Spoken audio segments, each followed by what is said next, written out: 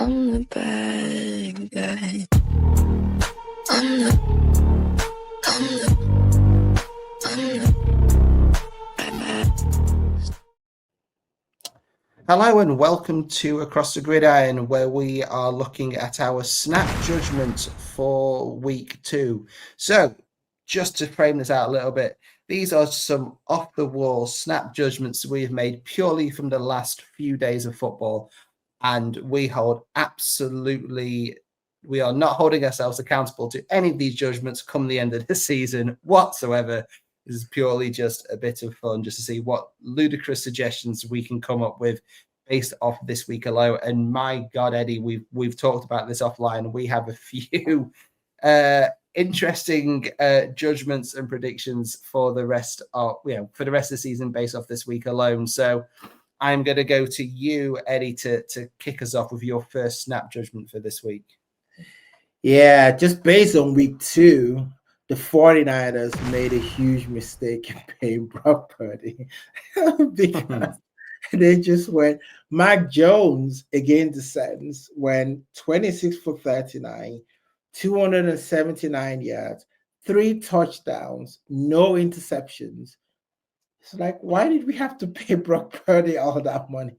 So I think that the 49ers are going to be regretting, paying Brock Purdy all that money. And this is not the first time the 49ers have regretted doing something when it comes to quarterback.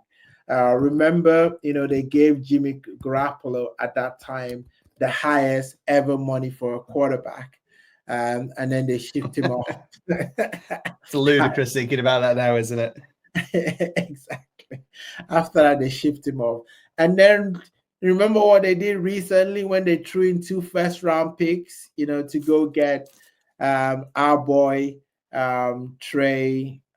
See, I've even forgotten his name now. He was in the Cowboys last season, and now he's playing for the Rams currently right now. So it's not out of the ballpark of the 49ers to do crazy things with the quarterbacks. But the way Mac Jones played, I'm thinking to myself, maybe they didn't need to pay Brock Purdy all that money, so it was a waste of money to pay Brock Purdy.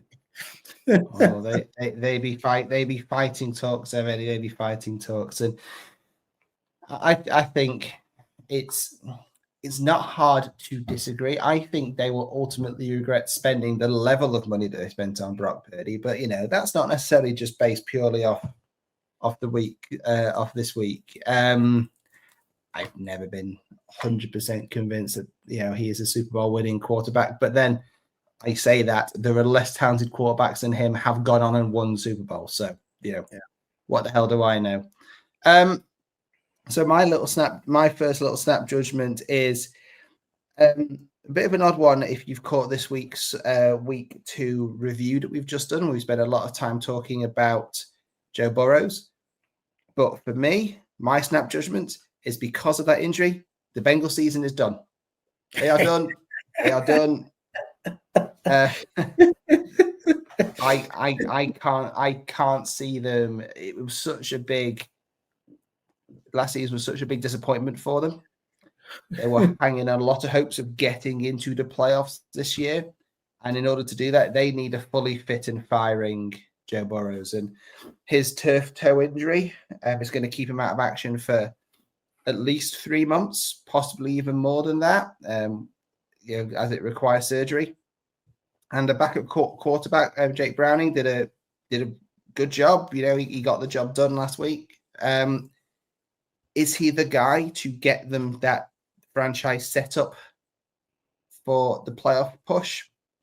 Probably not. The good, I make the point in our last video that Burrows could come back and prime, fit, and ready to do that final push for the playoffs, but the Bengals could find themselves out of contention by the time he even comes back. So my snap judgment is that it's done. So, sorry, Bengals fans. There's going to be no playoffs in the jungle this season. No playoffs in the jungle. I like that. There we go. I thought about that all for about 5 seconds. So yeah, what's your next one? So my next one is Jaxson Smith-Njigba would win the offensive player of the season just based on 2 games. He's gone like over 100 yards in both games. He's looking like he's the real deal for the Seattle Seahawks. And they might just, sneaky, just surprise, everyone in that division. Right. So yeah, just based on 2 games, I'm kind of looking at him and he might have more yards than Justin Jefferson, might have more yards than Jamar Chase, he might have more yards than CeeDee Lamb.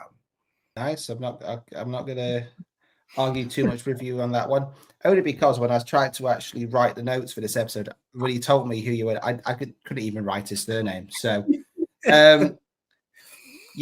so last week we did 3 and 3, but this week you're going to have 4 and I'm going to have 2. So I'm going to push the next one back to you, Eddie. What is your next one? So my next one is going to be all about Russell Wilson, right? That performance that Russell Wilson has, I'm going to make a declaration that based on week 2, that Super Bowl Russell Wilson is back. The Giants, would not see Jaxson Dart at all this season. And Russell Wilson is the man that's going to take them back to the promised land. And Russell Wilson is going to return to MVP form just based on week 2. And he's probably going to be one of the top 5 quarterbacks this season. I was... So the couple of responses to that was, I think the Cowboys defense can make any quarterback look good, right? But first of all,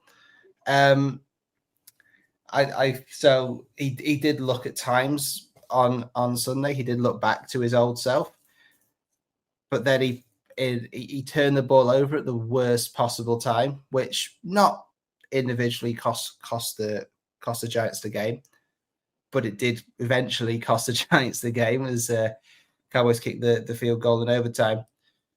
But what I also thought was strange was that certainly in that there was a period in that fourth quarter that they were switching between Wilson and Dart. So Dart obviously got the first few snaps, didn't he, over the course, in the season. I just wonder how much they're going to feed. No, so I think what they were doing is what they used to do with that quarterback that used to be at the Saints, where they used to bring him out for a couple of plays. Well, he was a quarterback and sort of a tight end. What's his name now? Is it Tyler Huntley or something?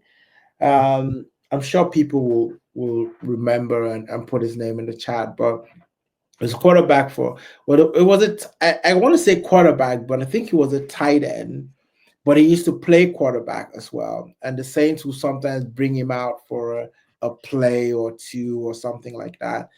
And I mean, the first time they brought Jaxson Dart, it worked because it kind of made the Cowboys defense get confused. And then there was a big play after that. But then I think that became a little bit predictable. So yeah, I think that's probably what they were doing there. So I don't think it was a case of they didn't think Russell Wilson was not doing the business, but I think they were just trying to mix it up. Oh, I'm sure they were. And the point I'm just making, I wonder how often they're going to keep mixing it up throughout the season. All right, so let's come on to my snap judgment for this season. And this is more sort of a long-term one, I think it's fair to say. And I will caveat by saying this particular player I'm going to talk about was not the reason his team lost, right?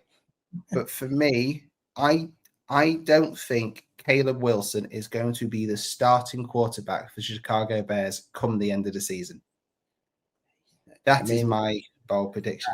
That is bold. Caleb Williams, new quarterback. Well, not a new quarterback, but you've got a new coach. New coach. Yeah. So this is the way I see it. because let's be honest, the team had an absolute shocker last week. I'm just trying to remember who they were playing. They lost 52-21 to the Detroit Lions at home. You know, they didn't concede in all of the Eberflus train wreck that was last season. They didn't give up more than 40 points in a game, and because 52 against the Lions, it was awful. But this is not obviously Williams' fault. Williams actually, if you look at his numbers, you know, completed 19 out of 30 passes, 207 yards, 2 touchdowns, and an interception. Struggled, but yeah, still got some points on the board. Yeah. The Bears are probably going to come bottom in their division. I think at some point, towards the back end of the season, they are going to keep Caleb Williams in, I think, until the playoffs are a mathematical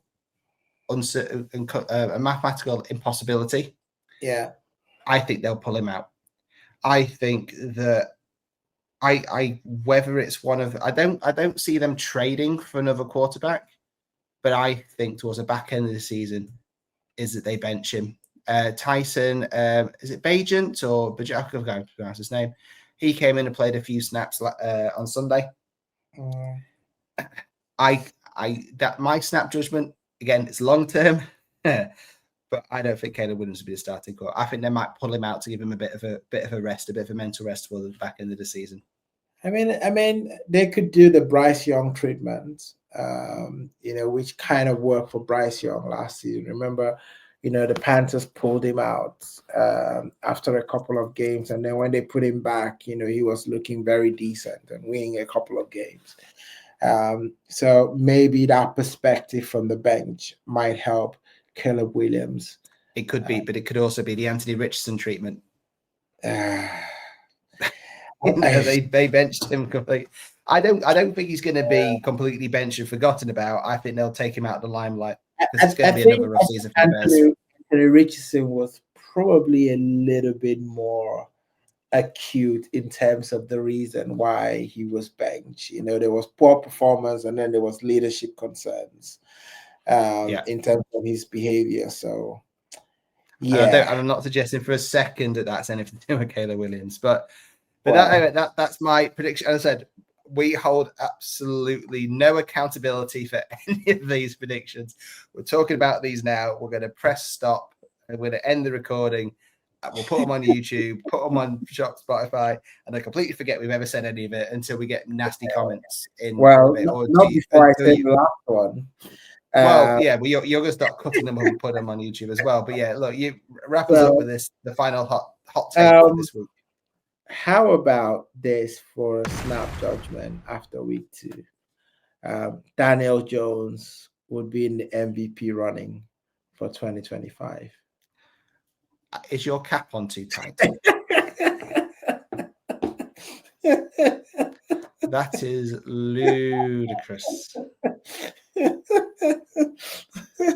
I mean, you said it, right? You said that he's the first quarterback for the Colts to start 2 games without ever punting. I mean, if you're setting records like that, why not just go ahead and, just do it for the whole season? Because one of the game was against Miami. We let him. Listen, Daniel Jones, you have a non-believer here, right? He doesn't believe in your capabilities.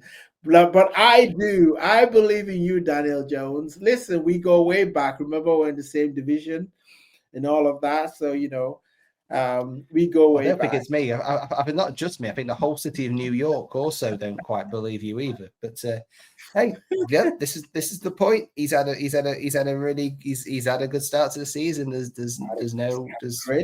is no argument with that. It's had a great start. And listen, Sam Darnold was like this. After 2 games, we were like, surely he can't continue. And then, he goes on, to rack up wins. So absolutely, and it's we've seen it in a few places. His name escapes me now. Tampa Bay Buccaneers quarterback. Baker Mayfield. Baker Mayfield. The Bake Show. So yeah, I mean, hey, look, it could happen. This is what the snap judgment video is all about.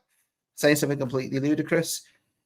So yeah, there are our 6 for this week. And hey, if anybody watching wants to give us their snap judgments in the comments, please do. If anyone wants to laugh at us, please do. If people want to be mean to us, please just be mean to Eddie. My ego is too fragile. But yeah, the normal stuff, like, share, subscribe, all that fun stuff. Eddie, for this video, take us home. Yeah, so listen, there's no way to top what we've just said now. So all you can do is put in your own snap judgments in the comment section. And you know what? If you say something outrageous, we might just say it on the next show. So let's have your say. Put in your comments, and don't forget to like and subscribe. And appreciate you guys as well. Absolutely. And Eddie, as always, I appreciate you. We'll be back later in the week where we'll give our predictions for week 3. So we will see you later in the week for that video. See you soon. See you soon. I'm the bad guy. I'm the